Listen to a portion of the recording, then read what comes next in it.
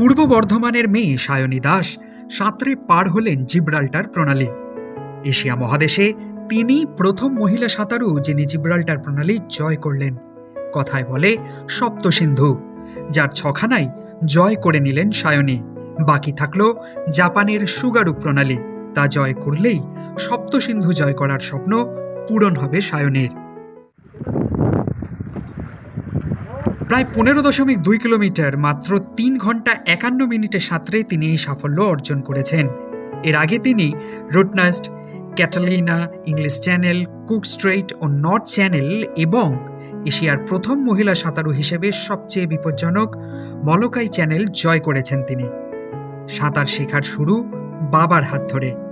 তার সাফল্যে খুশি বাবা রাধেশ্যাম দাস। এই সময়ে সায়নী দাসের সঙ্গে ছিলেন তার প্রশিক্ষক তপন পানিগ্রাহী। তার পরামর্শ এবং প্রশিক্ষণ প্রতিকূল আবহাওয়াতেও সহায়তা করেছে সায়নীর। সায়নীর এই জয়ে খুশি তার শহর কালনাও। এর আগে সায়নী পেয়েছেন খেলাশ্রী সম্মান এবং মাদার টেরেসা ইন্টারন্যাশনাল অ্যাওয়ার্ড, পেয়েছেন তেনজিং নোরগে অ্যাওয়ার্ডও। এখন তার লক্ষ্য সুগারু চ্যানেল জয় করে ওশেন 7 জয়ীর খেতাব অর্জন করার।